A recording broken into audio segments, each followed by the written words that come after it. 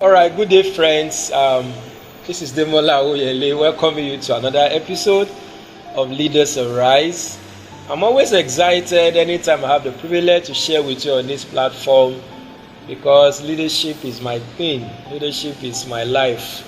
All right, leadership is what I love to do, what I love to teach, and what I love to live by. And of course, the reason why I come to your space every now and then is to allow you also learn leadership with me so that you can improve your game.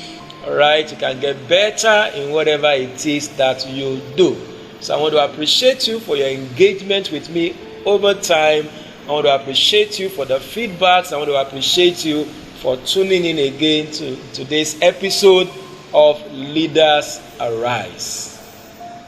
Now, I began a discussion some episodes ago, I think about 2 episodes ago now, on vision. Now, remember I told you I was going to talk about the power of vision, all right, the principles of vision, and of course the purpose of vision. I've done justice to the power of vision. I've done justice to the principles of vision. All right, so today I want to discuss on the purpose of vision. By the way, you can get to the archives, get yourself up to speed with us, listen to previous episodes where I actually began this discussion on vision, because I'm going to be furthering on that today. Now, let's talk about the purpose of vision. Now, my assignment today is very simple. Maybe not too simple, but at least something you can understand. I want to talk about the purpose of vision. And by this, I mean, what is the end product of being a visionary? All right? What's the purpose? What's the profit of business, if I may use that word? All right? Why vision? I know we have answered a why I think last episode, but this why I'm talking about is, okay, why all these views about vision? All right, what's the end product? All right, what should my vision accomplish? How do I know I'm a successful visionary? How do I know my vision is making God to be happy and glad? All right? Because He gave me the vision, or He should give you the vision. So when God looks at me from heaven, what gladdens His heart? What makes Him take a deep breath and say, that's my son? All right? What makes Him happy? What's the purpose of vision? So let me answer that in this very simple statement I'm going to build today's episode on. The purpose of vision is to advance people's life. Please write it down somewhere. Never forget that. Can I say that again?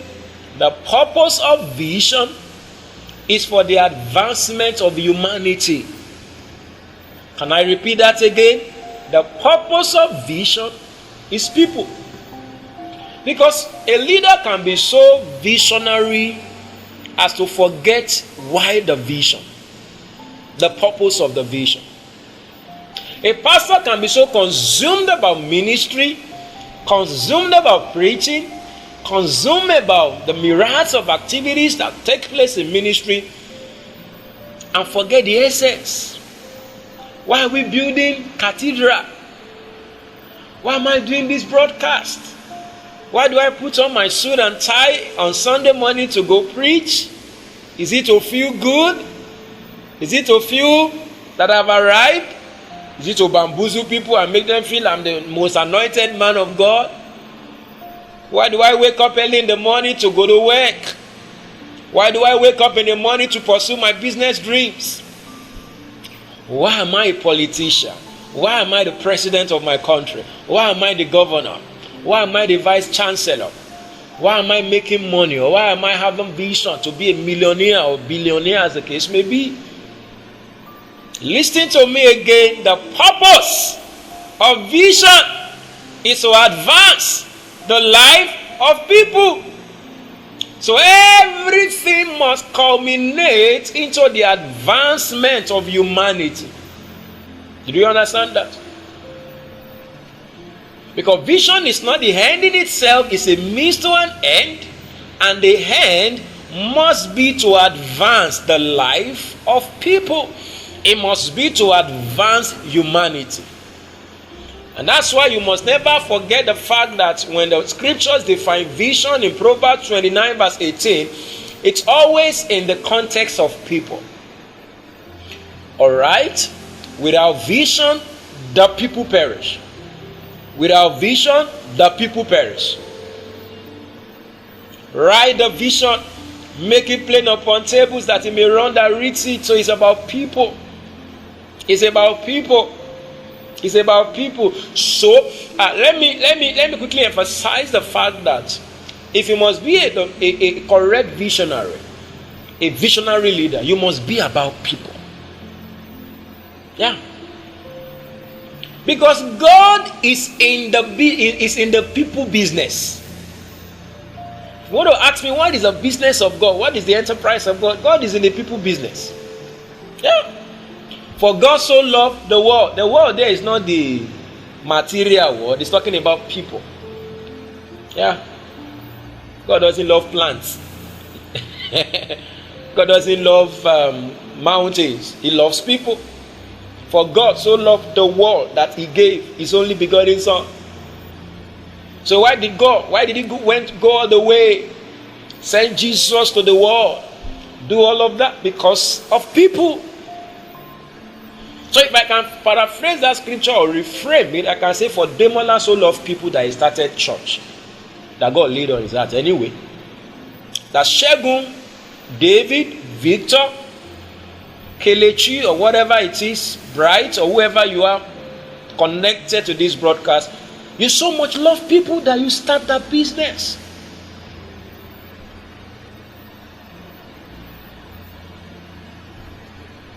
Because ministry is actually meeting people's needs. Business also is meeting people's needs. I know sometimes we get to confuse this, particularly in business. People say that I'm in business to make money. Not necessarily, not primarily so. That can be a secondary reason anyway. In fact, if you're a business person, make money. All right? All right? But the truth is, making money is not your primary reason for being in business.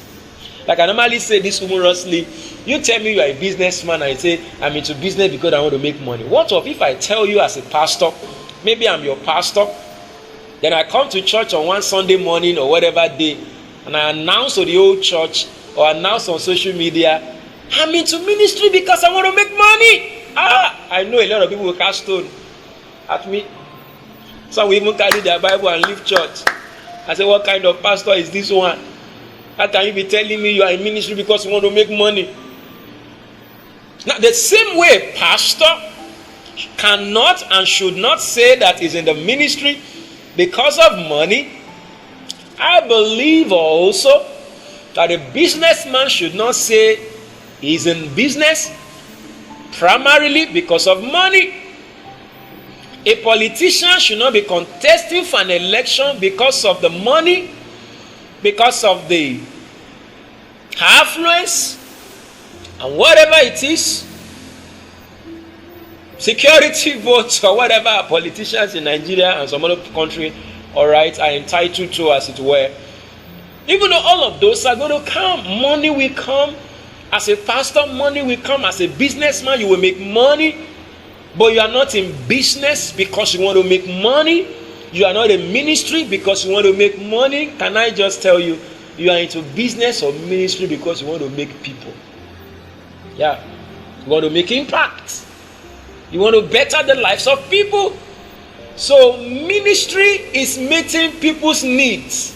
Leadership is meeting people's needs. Business is meeting people's needs. So every man or any man that calls himself a visionary must be about people.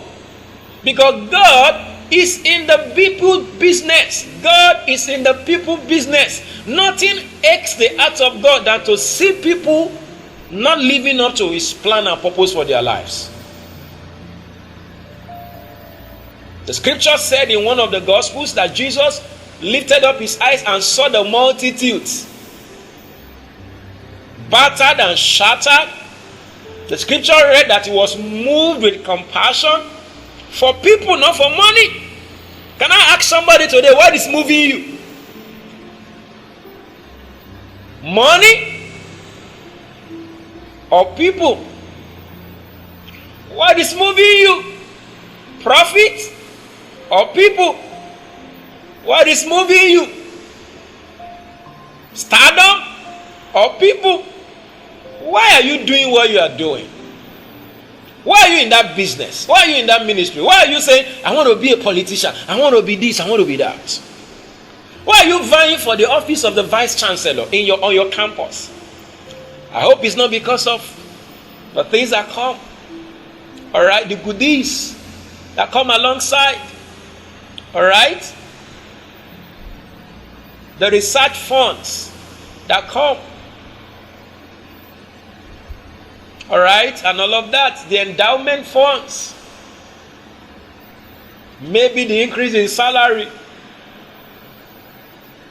As legitimate as those can be, they should not be your driving force for entering into leadership position or going into leadership. And until your priority is in order, you can't be the right leader that God wants you to be. Until your motive is clear, you're going nowhere in leadership. Until you can look God in the face and say, God, I'm into this thing, you know it's because of people. The reason why I want my business to fly is because of people. I can't just take it anymore. I want to better people's life. And I've noticed that people who create business around the needs of people, they succeed faster and better. You can call them opportunists, but I also see a side to vision in that. They see where people need stuff, all right, and they want to meet that need.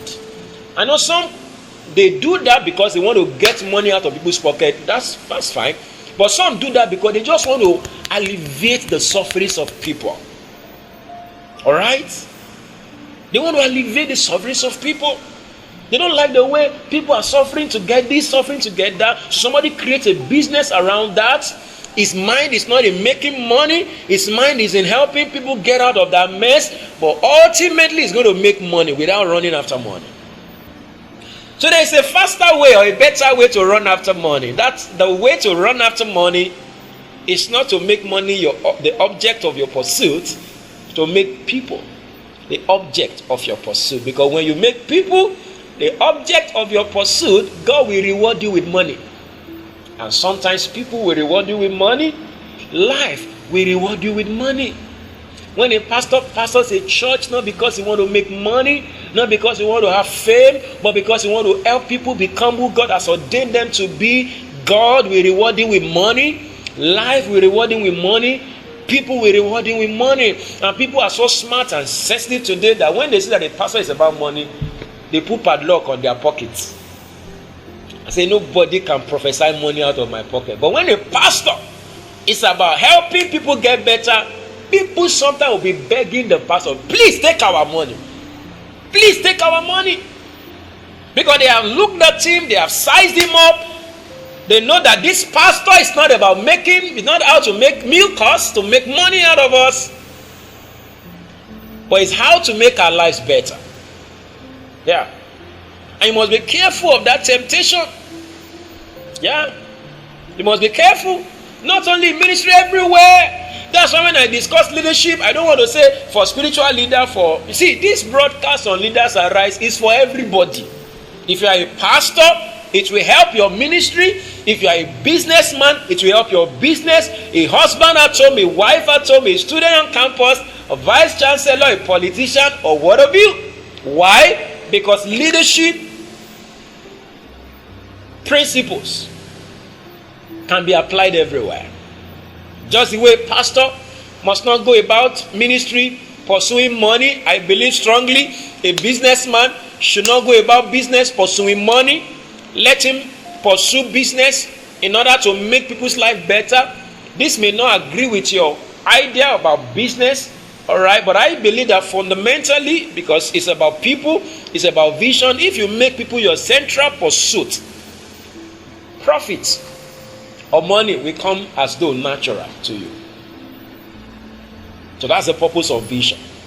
So it suffices to say that a leader does not use people to build his vision. Rather, he uses his vision to build people. I know this is a very sensitive statement I've made, because there's a thin line between using people to build your vision, because you need people also to make your vision work. But the idea is not about the vision.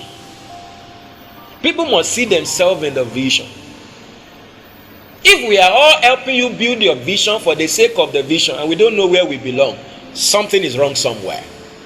And that's why it's a very sensitive statement, because leaders, we need people for the vision, but leaders must not forget that the vision is for the people. I want to build a great church. Why? I will need people to build a great church, but I should understand that building a great church must translate into building great people.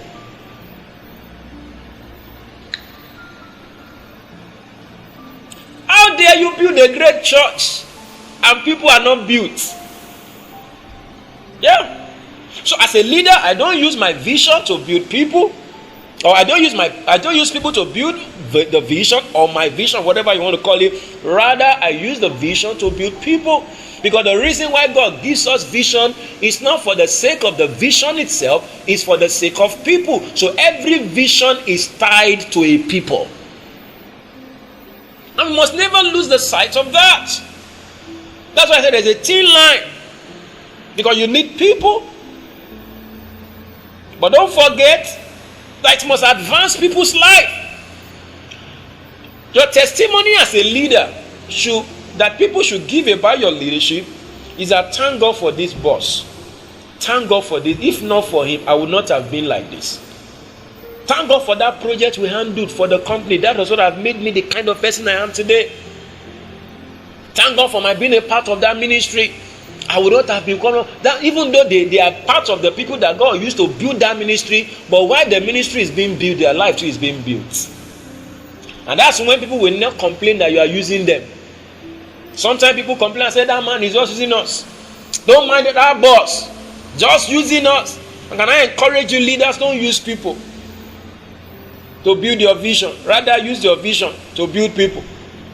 The moment people start thinking or saying or complaining or feeling that you are using them,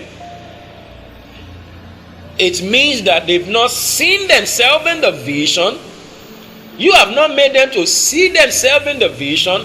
You have not made the vision to serve them. You have made them to serve the vision. That's why I say it's a thin line. But that's why every leader must be more conscious of this every day.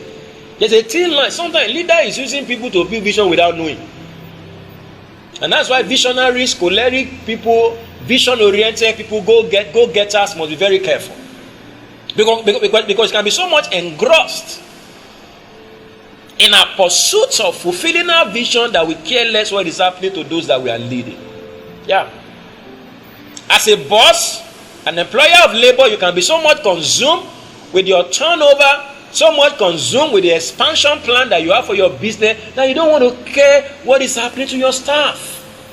A pastor can be so much consumed with achieving results in the ministry that he doesn't care. Some of them is not intentional, it's just an oversight, a costly one for that matter. And of course, there are people that do it intentionally, and that's too bad. That's too bad. That's too bad. So the purpose of vision is people. Now, I want to share a story with you. You may want to find out that in the scripture. All right, I think you can see that in Samuel and also in Chronicles. That when David came to the cave of Adullam, while running away from Saul, right? Which they can put that on the screen for me so that some of you that are on the video platform can get to see the text. All right? I think the story is recorded in Samuel and also in Chronicles. When David got to the cave of Adullam, while running away from Saul, as a fugitive, as somebody who doesn't know where next he will go, he was running away for his dear life. Running away from Saul. 3 categories of people came to David, or people that can be described in three ways came to David. Number one, people who are in debt or debt. They are owing people money. Those who are in distress, and those who are discontented. Yeah. Those are the set of people that came to David.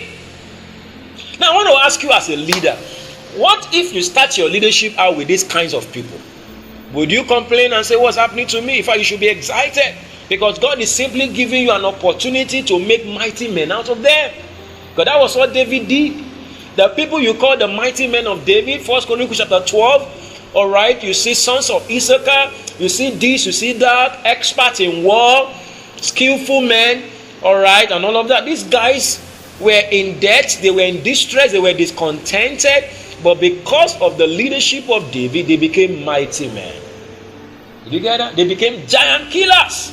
David was never the only giant killer. You know, some of us, maybe you didn't know that Goliath was not the only giant among the Philistines. There were other giants. If you read Chronicles very well, the other men that David raised up, they killed other giants. So David was not the only giant killers. He also raised giant killers. All right? And these giant killers were men who are discontented, who are in debt, who are in distress, or who were in distress. But via the leadership of David, David made mighty men out of them. And that's the purpose of leadership. Leadership is to make mighty men. Leadership is to build people. We must prioritize building people above building cathedral and building companies. Because the people you don't build will destroy the cathedral that you are building. Will destroy the company that you are building. Like they say in the family, in marriage, all right, the children you don't build will destroy the house or the home you're building. So a good leader prioritizes people above project, prioritizes people above profit, prioritizes people above building. Because if I have to build a building, all right, if I have to embark on a project, if I have to build a cathedral, if I have to build a company, the purpose of that building is to advance the life of people. So the moment a leader loses sight of this, he begins to be a leader that is not working with this understanding about the purpose of vision. Is somebody following me today? All right, so let me help you today. So how do we apply this to our lives? Because somebody is saying, Pastor Demola, I love what you've just said. Powerful thought there, Pastor Demola. So how do I go about it? Let me give you some keys, because I'm a teacher, so I love to give people keys, things they can work with. All right, so let me just help you. Number one, not in any particular order. So how do you ensure that you don't lose sight of people while pursuing vision? How do you ensure that? All right, number one, be a leader with empathy. Be a leader with empathy. Somebody has defined sympathy as feeling for people and empathy as feeling with people. There are two different things. So a leader does not only empathize, he or she does not only sympathize, he or she empathizes. So you may want to write it down that I must lead with empathy. Yeah. I must lead with what? Empathy. So sympathy is feeling for people. Empathy is feeling with people. So how do I ensure that I don't lose sight of people in my journey of visions and leadership? I must be a leader that empathizes with people. That is why you cannot separate leadership from emotion. Yeah. You cannot separate leadership from emotion. Leadership is not altogether principle, planning, and all of that. Now, somebody like me, highly choleric, all right. Somebody like me, I'm not too emotional, or I'm not the emotional type, all right. Some people are very emotional. But whether you like it or not, it doesn't matter your temperament. You cannot separate leadership from emotion. Do you know why? You're dealing with people. And people have emotions. I know people have brains, so why not use your brain? Brother, sister, people do not only have brains, they have emotion. Yeah? They have emotion. So a leader must learn to touch the emotions of people. Like somebody said, before you can ask for a hand, you must touch a heart. What do we want in leadership? We want people's hands. Let's join hands together. Is that not what you say? Let's build this business. Let's build this nation. Let's join hands together. Let's build this church. Brother, people will not give you their hands if you have not touched their hearts. Yeah. So you don't drag people's hands. They must give you their hands. Did you get what I said? You don't drag their hands. I say, come. That's a leadership. All right? It's not dragging people. It's not driving people. It's influencing people, allowing them to make the decision to follow you. Why? You have touched them. But people will not submit their hands to you if you have not touched their hearts. Now, I know this sometimes can look like a distraction, but that's the business of leadership. I don't have time to start touching people's emotions, touch their heart. That's what this leadership is about. You have a lot to do. We have a lot of messages to preach, a lot of projects to execute in this company. We have a lot to do. So I don't have time. Brother, you must have time. Because leadership begins with touching people's hearts before you ask for their hands. So how do you ensure that you don't miss out on this principle or this idea about prioritizing people ahead of projects, ahead of vision, is to be an empathetic leader, or a leader that empathizes. And I learned that from Jesus. Hebrews chapter 4. Verse 15 to 16. He said, we do not have a high priest that cannot be touched with the feelings of our infirmities. I don't think you are a better leader than Jesus. I don't think you are more visionary than Jesus. I don't think you are a go-getter leader than Jesus. So if Jesus, as visionary, as powerful as he was and he is, the scripture could tell us that we do not have a high priest that cannot be touched. So who is a leader that prioritizes people above project? He must be touched with what is touching people. I wish I can say this a million times. Yeah, it's not a function of temperament. Dear choleric brother, it's not a function of temperament. I know sometimes it might be easier with some other temperament, but everybody can learn it. So leadership is not a temperament thing. Everybody can learn. That's why I'm teaching you on this broadcast or via this platform so that you can learn. So don't give excuse and say, me, I'm not empathetic, I'm not emotional, and all of that. That's not my temperament. As a father, at home, or a husband, me, I'm a very strong person. Thank God for your life. That strength is also needed for leadership. But you must never forget the aspect of being connecting with the emotions of people. In fact, they taught us in church work. All right, I attended a conference some months ago. The man of God was talking about emotionally healthy spirituality. I will never forget that. Because the spirituality that some people are practicing, pastor, church people, Christians, is not emotionally healthy. They are highly spiritual, but emotionally not balanced. I believe that a pastor should be able to pour down fire and evangelist on the pulpit, but still knows how to put cold water on the thirsty hearts at the same time. So you carry fire in one hand, with one hand, you carry cold water. That the person that needs a soft touch particularly as a pastor, all right? That's why the word of a pastor is a serious one.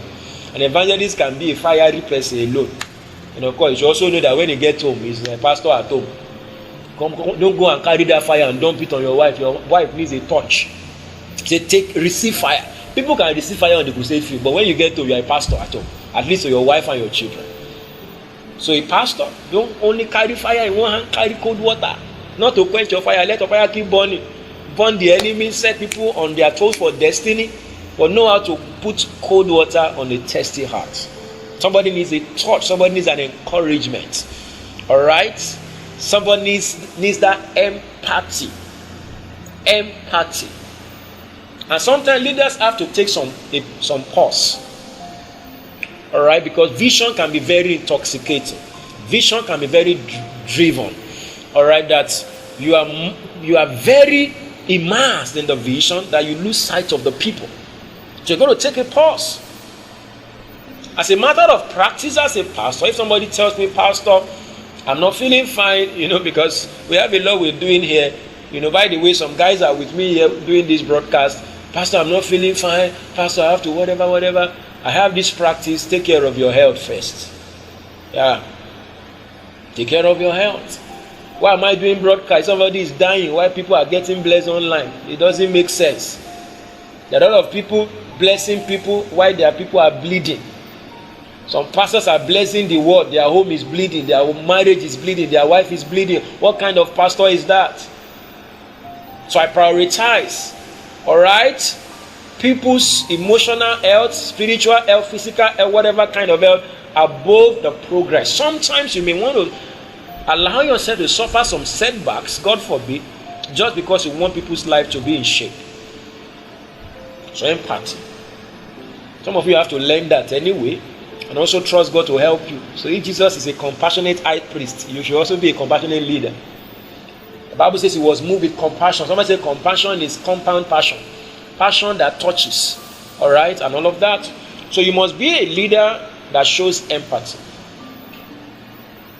Alright, then number 2, you must be interested in the personal lives of the people that you are leading. Whether it's in business, in ministry, in politics. For example, as a president of Nigeria, be interested in how the ordinary man is faring on the streets. Don't be only interested in your budget and all those economic terms. Alright? All those whatever people call it. Powerful, I understand. But that's why people criticize politicians sometimes. Sometimes they look at the 7-point agenda, they ask themselves, the people ask them, how does it translate to an average man on the streets?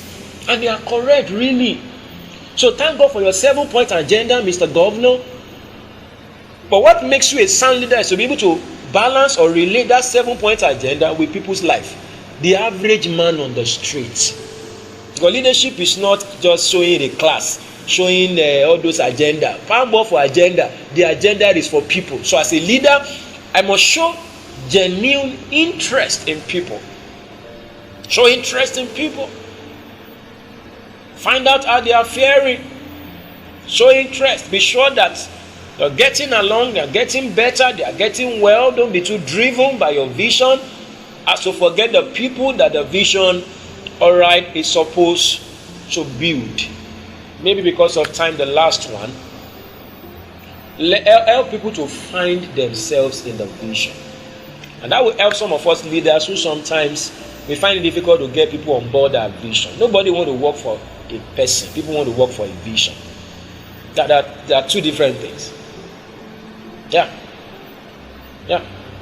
When people come to a church, they are not coming for Pastor Demola. Pastor Demola may attract them, but it's the vision of that church that they see themselves inside of that will keep them. The same thing for your business. Can I tell business people before I forget? The second point I mentioned about caring for people is not only for pastors. Care for your customers. Call them. Wish them happy birthday. If you have not seen them do business with you for a while, call them. Not because their money is missing in your turnover, but ask them, Paul is well, he just lost his wife, or he just lost something, or he just lost his business, so money is no more flowing. Can you give them some encouragement and counsel? I can bet it with you, when they get back on their feet, you are the first person they want to do business with. Alright. One of these days, I will teach you about the ministry of business and the business of ministry. how business and ministry go together. What a businessman needs to learn about ministry and what a minister of the gospel needs to learn about business. That's a revelation God gave me some time ago. So that's for business people, and it's also politicians, everyone, vice chancellor, and all of that. Because people don't care how much you know until they know how much you care. So number 3, which is the last one for today because of time, is to, like I said, help people to find, all right, where they belong in the vision. People don't pursue vision for the vision's sake. An average human being is selfish. Now, selfish in this context, not in the context of negatively selfish, meaning that people think about themselves. That's the truth. No matter how grandiose your vision is, you want to take over the world. The young man sitting with you is asking himself, so how does this one affect me? I'm telling you, it's almost without thinking. Even you that are watching, how does this affect me? How does this benefit my life? Now, that's not bad because that's human being for you. All right? How does this affect me? You want to build the largest church, so what will I stand to gain? Now, it's not wrong because that's the way we are wired. We want to find out, how does this one? So a good leader helps people to find where they fit in the vision. The man of God was, I'm going to run off now because I always have a lot to say but limited time. The man of God was sharing the vision of his church, of their ministry to the church member one day. Say, we're going to build cathedral, people will come, thousands of people are just looking at it. I say, continue now. He wasn't getting the buy-in that he wanted. So he said, what's happening? What will I do? So he now devised a means. Okay, let me start telling people how this vision will affect them.